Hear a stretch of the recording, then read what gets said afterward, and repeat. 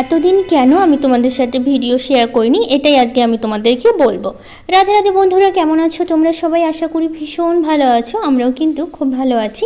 আজকে হচ্ছে মঙ্গলবার, তোমাদের সাথে নিয়ে আজকে ব্লগটা শুরু করছি। সাথে থেকেও আজকের ব্লগটা তোমাদের খুব ভালো লাগবে। তো যাই হোক, অনেক দিন ভিডিও দেওয়া হয়নি। মাঝখানে এমনিতে 1 মাস বন্ধ ছিল, তারপরে কয়েকটা দিন দিয়েছিলাম। তারপর একটা সমস্যার জন্য তোমাদের সাথে ভিডিও শেয়ার করতে পারিনি এতদিন। তো কি সমস্যা সেটাই আমি তোমাদেরকে আজকে বলবো। আসলে এই ব্লগটা কিন্তু 8 তারিখের ব্লগ, 8 তারিখ না, সরি 9 তারিখের ব্লগ। তোমাদের আমি বলেছিলাম যে আমাকে ইঞ্জেকশন নিতে হয় সপ্তাহে। ইঞ্জেকশনটা আমার 8 তারিখে ছিল, মানে সোমবার দিন ছিল ইঞ্জেকশনটা আমি নিয়েছিলাম। সেই ব্লগটা তো তোমাদের সাথে শেয়ার করেছিলাম। আর এটা আমি 9 তারিখে করেছিলাম। ইঞ্জেকশনটা নিলে না কি হয় বলো তো, একটু হালকা ব্যথা হয় আর কি, 2 দিন 3 দিন এরকম ব্যথাটা থাকে আমার হাতে। খুব একটা যে থাকে সেটা না, মানে হালকা থাকে, একটু কাজকর্ম করা যায়, একটু অসুবিধা হয় কিন্তু ব্যাস হয়ে যায়, কোনো অতটা সমস্যা হয় না কাজকর্ম করতে। তো আমার কি হয়েছিল বলো তো, ইঞ্জেকশনটা নিয়েছিলাম আমি 8 তারিখে, তো এটা আমি 9 তারিখে ব্লগটা করছি। মানে 8 তারিখ থেকে মানে নিয়েছিলাম, পর ওই যেরকম আমি রাত্রেবেলা নিয়েছিলাম, রাত্রে বলতে গেলে সন্ধ্যার দিকে কি বিকেল টাইমে নিয়েছিলাম আমি। তো ওই দিন থেকে একটু হালকা পাতলা ব্যথা, তো আজকেও একটু হালকা পাতলা ব্যথা ছিল। বিকেল থেকে শুরু হলো আমার হাতের ব্যথা, এত ব্যথা শুরু হলো, মানে আমি তোমাদের কি বলবো, মনে হচ্ছে আমার জীবনটা বেরিয়ে যাবে, এতটাই যন্ত্রণা। শেষে আমার আস্তে আস্তে যত মানে সন্ধ্যা থেকে শুরু হয়েছিল, তারপরে রাত্রেবেলা তো প্রচুর ব্যথা হলো, ব্যথার জন্য ঘুমাতে পারিনি। সকালবেলা মানে আমি পরের দিন সকালবেলা উঠে দেখি এখন আমি আর বাহাতে যেহেতু আমি ইঞ্জেকশনটা নিয়েছিলাম, বাহাতটা আমি আর নাড়াতে পারছি না, নাড়াতে তো পারছি না, সাথে উঁচুও করতে পারছি না আমি। এতটাই যন্ত্রণা শুরু হলো আর প্রচণ্ড ব্যথা, মানে তোমাদের আমি বলে বোঝাতে পারবো না যে একটা ইঞ্জেকশনের ব্যথা। তার মধ্যে ওখানে আমার ওখানে কী হয়েছিলো বলো তো, একদম মানে ফুলে উঠেছিলো, আস্তে আস্তে যত দিন যাচ্ছে ফুলে যাচ্ছে হাতটা, মানে বাঁ হাতটা যত দিন যাচ্ছে তত ফুলে যাচ্ছে, আর প্রচণ্ড ব্যথা, জায়গাটা একদম কালো হয়ে গেছে, লাল হয়ে গেছে, আর শক্ত হয়ে গেছে, একদম শক্ত হয়ে গেছে এখানে এরকম। তো এরকমভাবেই চললো মানে ব্যথার জন্য সেদিন। তারপরে আমি আর এই ভিডিওটা না এডিট করতে পেরেছি, না ভয়েস দিতে পেরেছি, কিচ্ছু করতে পারিনি, যন্ত্রণা পুরো মানে কি বলবো এরকমভাবে চলতে থাকলো। তারপরে তো আমরা ডাক্তারকে জানালাম, যে ডাক্তার আমি দেখাই। আসলে সমস্যাটা কি বলো তো, আমি যে ডাক্তারটা দেখাই, মানে এরকম ডাক্তার দেখাই মাসে মাত্র 2 বার আসে, মানে ডাক্তারটা কলকাতা থেকে আমাদের এখানে আসে, কলকাতার ডাক্তার। তো এখানে আসে মাসে মাত্র 2 দিন আসে। তো শুরুর দিকে শনিবার, যে শনিবারটা অলরেডি চলে গেছে, মানে আমি সোমবারে দেখিয়েছি, মানে তার আগে রবিবার, তার আগে শনিবার, ওই শনিবারে ডাক্তার এসেছিলো, সেটা আমি দেখাইনি, মানে ডেট ছিল না আমার দেখানো, সেই কারণে। আর আসবে একেবারে 20 তারিখে আসবে, তার মানে আজকে 9 তারিখ, আর 20 তারিখ কোথায় আছে বুঝতেই পারছো।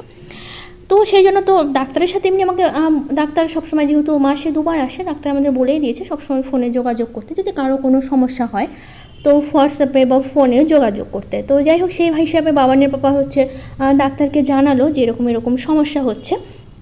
তো ডাক্তার বললো যে বরফ দিতে।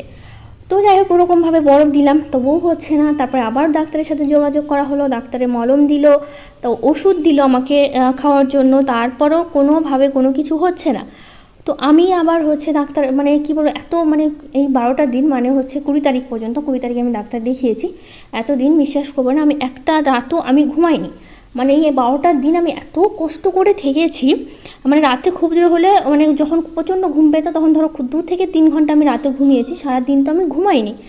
এই 12টা দিন আমি বলতে পারো একদম নির্ঘুমে কাটিয়েছি। এত যন্ত্রণা, চিৎকার করে কান্নাকাটি করতাম, একটা ড্রেস চেঞ্জ করতে এত যন্ত্রণা হতো, যেহেতু আমি বাঁ হাতটা উঁচু করার ক্ষমতা ছিল না, একদম গায়ের সাথে সবসময় লেগে রাখতে হতো এরকম।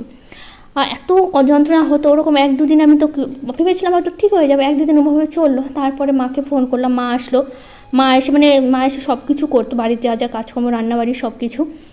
তারপরে আমি টানা 2 দিন মানে ওভাবে চিরুনি পর্যন্ত করতে পারিনি। আর বাবানি বাবা কতটুকুই করে দেবে, ও ভালো মতন করতে পারে না, চুলে ব্যথা লাগছে ঠিক মতো চিরুনি করতে পারে না, টানা 2 দিন আমি চিরুনি পর্যন্ত করিনি। মা এসে প্রতিদিন আমার চুল মানে মা এসে থাকতো, কদিন ছিল। তো তারপরে টানা আমার মা আমার চুল বেঁধে দেওয়া থেকে শুরু করে সব কিছু করতো, কারণ আমি চুল বাঁধতে পারতাম না, হাত উঁচু করতেই পারতাম না, ওভাবেই গায়ের সাথে লেগে থাকতো। মানে তার মধ্যে ব্যথা, প্রচণ্ড ব্যথা, মানে একটা মানুষের যদি শরীরে 24টা ঘন্টা ব্যথা থাকে একটা হাতের মধ্যে, তাহলে কেমন লাগে। মানে ব্যথার ওষুধ দিয়েছে ডাক্তার, ব্যথার ওষুধ খেতাম, ব্যথার ওষুধ খাওয়ার পরও মানে ব্যথা কমতো না, এরকম ব্যথা ছিল। তো ডাক্তার বলছিল ইনফেকশন হয়ে গেছে হাতে। তো এরকমভাবে চলতে চলতে মানে এত যন্ত্রণা, তার মধ্যে কীভাবে এইভাবে কাজ করবো আর ভিডিও দেবার, মা এসে সব কিছু করেছে। বা আমি তো মানে কী বলবো, চিৎকার করে কান্না করেছি বসে বসে, এতটা যন্ত্রণা। রাত ভরে জেগে থাকতাম। এদিকে বাবানের বাবা পর্যন্ত ঘুমাতে পারতো না, যেহেতু আমি এভাবে বসে বসে কান্না করছি। বাবানের বাবা কি আর শুয়ে থাকতে পারে? এইরকমভাবেই হচ্ছে টানা চলেছে। তারপরে ডাক্তারকে দেখানো হয়েছে। তো যাই হোক, এটা আগের থেকে ব্লগটা যেহেতু করা ছিল, তাই তোমাদের সাথে আমি শেয়ার করছি, বলছি সবটা। মানে এত কষ্ট বলে আমি জীবনে সহ্য করিনি, যতটা আমি এই কদিনে সহ্য করেছি। এতটা ব্যথা হতে পারে। তো যাই হোক, আসলে আমার ইঞ্জেকশনটা নেওয়াটা এক হাতে আমি নিয়েছিলাম বেশি ইঞ্জেকশন, তো সেই কারণে ডাক্তার বললো ব্যথা হয়েছে, যে আমার এক হাতে এতগুলো নেওয়া হয়নি, বা অন্য হাতে বা কোমরে নিতে হতো। তো যাই হোক, এটা আমি সেই ইঞ্জেকশন নিতে গিয়ে এই চুড়িদারটা এগুলো কিনেছিলাম। তারপর তো পরে ভেবেছিলাম তোমাদের সাথে শেয়ার করবো, তো এতদিন তো ভিডিওই করা হয়নি, তো ভাবলাম যে তার জন্য হচ্ছে তখনই ভিডিওটা করে রেখেছিলাম। অবশ্য সেদিন তো আমার হাতটা ভালো ছিল, বিকেল থেকে আমার ব্যথাটা শুরু হয়েছিল হাতের। তারপর থেকে বললাম সকালবেলা থেকে হাত না উঁচু করতে পারি, না নাড়াতে পারি, না কিছু করতে পারি। আর তো মানে প্রচণ্ড ব্যথা, সেরকম যেরকম ফুলে ছিল সেরকম একদম শক্ত হয়ে আছে, পাথরের মতো ছিল। তো যাই হোক, এখন যেহেতু হাতটা ভালো হয়েছে, আমি মানে 20 তারিখের পর থেকে ভিডিও করা আবার একটু একটু করে শুরু করেছিলাম। তো যাই হোক, তোমাদের এরপর থেকে একটা একটা করে ভিডিও আমি দেওয়ার চেষ্টা করব। এত কষ্ট মানে আমি কোনোদিনও করিনি, যতটা কষ্ট আমি করেছি হাত নিয়ে। মানে কি, একটা হাত যদি বলতে পারো অচল হয়ে যায়, তাহলে কেমন লাগে তখন? এক হাতে করা যায় কাজ, কোনো রকমে আমি 2-3 দিন কাটিয়েছিলাম ওরকম রান্নাবাড়ি করে। তারপর তো যে মা আসলো, মা এসে করলো, তারপরও এত কষ্ট করে থেকেছি। আমি এতদিন শুধুমাত্র এটাই ভেবেছি যে আমি কবে একটু ঘুমাতে পারবো, শান্তিতে একটু ঘুমাতে পারবো। চোখের মধ্যে ঘুম, চোখগুলো জ্বালা করছে। একটা মানুষ যদি এতদিন না ঘুমিয়ে থাকে, মানুষ একটা রাত না ঘুমালেই কেমন হয়, তারপর যদি এতদিন না ঘুমিয়ে, চোখে মুখের অবস্থা খুবই খারাপ। আর তার মধ্যে শুধু ভাবতাম আমি কবে একটু শান্তিতে ঘুমাতে পারবো। কারণ হাত এমনিতেই হচ্ছে বা হাতে যেহেতু ব্যথা, বা সাইড হয়ে শুতে পারি না, ডান সাইড হয়ে শুবো, তবু হাতের ব্যথা চোটে মনে হচ্ছে পিছন থেকে টান ধরছে, এরকম লাগছে। ডান সাইড হয়ে শুতে পারি না। এই মানুষের যখন চিত হয়ে শুয়ে থাকে, একভাবে কত মানে প্রতিদিন কিভাবে শুয়ে থাকা যায় তোমরাই ভাবো। আর তার মধ্যে হাতটা আবার রাখা যায় না, যে আমি যে নিচে মানে শুয়ে থাকবো, হাতটা রেখে ঘুমাবো, প্রচণ্ড ব্যথা, মানে হাত রাখার ক্ষমতা নেই। উঠে উঠে বসে থাকতাম, মানে কান্না করতাম। মানে এইগুলো করে করেই এতদিন গেছে। এত কষ্ট মানে সত্যি বলতে আমি সহ্য করিনি কখনো এত কষ্ট। তো যাই হোক, আস্তে আস্তে পরে যখন হচ্ছে মানে কি বলবো, 10 দিন মতো হলো। 10 দিন হওয়ার পর তারপরে আস্তে আস্তে একটু একটু ব্যথাটা কমতে থাকলো। ওষুধটা যেহেতু খাচ্ছিলাম আমি, তো আস্তে আস্তে কমতে থাকলো। তারপরে ডাক্তারকে দেখালাম, ডাক্তার তারপরও হচ্ছে বললো ওগুলো ওষুধই খেতে, তার মধ্যে এক্সট্রা এখন সেরকম ওষুধ দিতে পারবে না। আর হচ্ছে গরম ঠান্ডা দুটোই সেক দিতে বললো। এইভাবেই হচ্ছে চললো মানে এতদিন। তো তারপরেও হচ্ছে এখন যে ব্যথাটা কমে গেছে সেটা বলবো না, এখনও ব্যথা আছে, কিন্তু হাতটা একটু নাড়াচাড়া করতে পারছি, বা একটু কম আছে আর কি। মানে এখনও সেই ধরো একটু কোথাও লাগলে হাতে, বা হাতটা বেশি উঁচু নিচু করলে, বেশি কাজ করলো, তখন একটু ব্যথা হচ্ছে। তাছাড়া সেরকমভাবে ব্যথা হচ্ছে না। মানে আগে যেরকম তুমি হাত নাড়াও বা না নাড়াও, মানে ব্যথা চলছে 24 ঘন্টা, সব সময়ের জন্য ব্যথা। তো সেই ব্যথাটা আর কি নেই এখন অতটা, মানে ব্যথার ওষুধ মানে খেতে হচ্ছে না, এখন অতটা কষ্ট হচ্ছে না। তো যাই হোক, অনেক কিছু শেয়ার করলাম। এদিকে রান্নাবাড়ি করছি, যেহেতু মানে কি বাবানের বাবার মর্নিং স্কুল, বাবানের বাবা তো চলে গেছে। সকালবেলা যা কাজকর্ম ছিল সবই করেছি। তো আমি সকালবেলা রান্না করেছিলাম হচ্ছে ডাল করেছিলাম, আর ঝিঙে করেছিলাম সর্ষে বাটা দিয়ে। তো বাবানের বাবা এনেছিল চিকেন, কারণ হচ্ছে বাবান হচ্ছে চিকেন খেতে চাইছে, অনেক দিন ধরে মাংস খেতে চাইছে, বলছে আমাকে মুরগির মাংস এনে দাও, মুরগির মাংস এনে দাও, ওটাই আমি খাবো।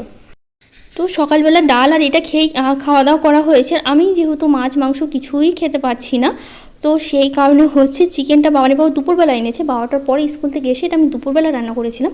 তো যাই হোক, আমি 1-2 পিস খেয়েছিলাম, খাইনি তা না, মানে 1-2 পিস খেলে না কেমন যেন লাগে, ভালো লাগে না, মানে গন্ধটাই সহ্য করতে পারি না। তো যাই হোক, বাবানই খেয়েছিল, যেহেতু একটু বেশি এনে ফেলেছিল। তো এতটা তো বাবান একদিনে খেতে পারবে না, যেহেতু দুপুরবেলা রান্না করছি, তো সেই কারণে 2 দিনই খেয়েছিল বাবান এটা। তো রেখে দিয়েছিলাম, তো বাবান এটা 2 দিনেই খেয়েছিল। তো যাই হোক, এদিকে আমি চিকেনটা মশলাটা আমি সব কিছু রেডি করে রেখেছিলাম, যেহেতু বাবানের বাবা বলেই গেছিলো মাংস নিয়ে আসবে। তো এই সকালে রান্নার সময় মশলা থেকে শুরু করে সব কিছু রেডি করে রেখেছিলাম, শুধুমাত্র আসলে কষিয়ে রান্নাটা করে ফেলবো সেই কারণে। তো এদিকে মাংসের জন্য আলু থেকে শুরু করে সবই করেছিলাম। তো যাই হোক, এদিকে আমি মাংসটা এখন ভালো করে কষিয়ে নিচ্ছি। আলুটা আমি আলাদা করে ভাজিনি, একবারে দিলাম, 2টো আলু আমি দিয়েছি 4 টুকরা করে। তো যাই হোক, এদিকে ভালো করে আমি মাংসটা কষিয়ে নিচ্ছি, আর এইদিকে আমি পাশে একটা ডিম ভাজবো, যেহেতু বাবানের বাবাকে খেতে দেবো। বাবানের বাবা তো চিকেন খায় না, তো যেহেতু ডাল আর হচ্ছে আমি ঝিঙে করেছি, তো ওকে একটা ডিম ভেজে দিলাম। ও ডিম ভাজা ডাল আর ওই ঝিঙেটা দিয়ে খেয়ে নেবে। আলু ঝিঙে দিয়ে আমি সর্ষে বাটা দিয়ে করেছি, ভীষণ ভালো হয়েছিল খেতে। আমিও ওটা দিয়েই খেয়েছি, আমি আর ডিম ভাজা খাইনি, যেহেতু সকালবেলা ডিম সেদ্ধ খেয়েছি। গরমের মধ্যে আর যা গরম দিয়েছে এই গরমের মধ্যে অত ডিম খেলে ভালোও লাগবে না, তো সে কারণে আমি নিজের জন্য করিনি। তো যাই হোক, এখানে আমি রান্না করেছিলাম তখন আমি গরম গরম 2 পিস খেয়েছিলাম, তারপরে আর খেতে পারিনি যখন ঠান্ডা হওয়ার পরে ভালো লাগেনি। তো যাই হোক, এদিকে আমার মাংসটা হয়ে গেছে, এখন শুধুমাত্র গরম মশলা দিয়ে আমি নামিয়ে নেব। তারপরে আমি সকালবেলা বাবান যেহেতু খেয়েছিল, এটা দুপুরে আমি বাবানকে খেতেও আমি দিয়েছিলাম। তো যাই হোক, দেখো চিকেনটা হয়ে গেছে, মানে দেখতে ভীষণ সুন্দর হয়েছিল। এখন যেহেতু আমি খেতে পারছি না, স্বাদটাও আমার কাছে ভালো লাগছে না, তাই আমি বলতেও পারছি না। তো যাই হোক, বিকেলবেলা বাবানের পাপা আমাকে এই যে ছোলা মেখে দিয়েছিল, পেঁয়াজ, শসা, টমেটো, লঙ্কা দিয়ে, লেবু দিয়ে বেশ টক টক করে বেশ ভালো লাগছিলো। তো আজকের মতো টাটা।